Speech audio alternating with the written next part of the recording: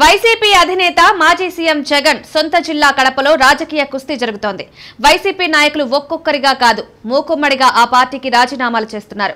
మరోవైపు కడప మేయర్ పదవి కూడా పార్టీ చేజారిపోయింది. తాజాగా శాసనమండలి డిప్యూటీ చైర్మన్ మైనారిటీ నాయకురాలు రాయచోటికి చెందిన జకియా ఖానం సైతం పార్టీకి రాజీనామా చేసి బీజేపీ పంచన చేరిపోయారు. ఇక్కడితో అయినా కడప కుస్తీ ఆగిందా అంటే లేదు. తాజాగా కీలకమైన మైదుకూరు నియోజకవర్గంలో మరో పరిణామం చోటు చేసుకుంది.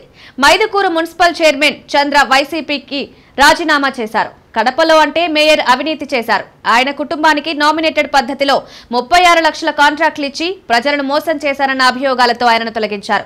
దీనికి ఒక రీజన్ ఉంది. కానీ మైదుకూరుకొచ్చేసరికి మాత్రం అధినేత జగన్ ఉదాసీనత, లోకల్ లీడర్ల నాయకత్వ లోపంతో చంద్ర పార్టీకి దూరమయ్యారు. మైదుకూరులో వైసీపీ స్థానికంగా విజయం దక్కించుకుంది. అయితే పనులు చేపట్టే క్రమంలో కొన్ని ఇబ్బందులు వస్తున్నాయని, వాటిపై జగన్ తో చర్చించాలని చంద్ర కోరుతున్నారు. కానీ స్థానిక నాయకులు ఆయన మాట వినిపించుకోవడం లేదు. ఈ క్రమంలో నేరుగా ఆయన 1-2 సార్లు తాడేపల్లికొచ్చారు.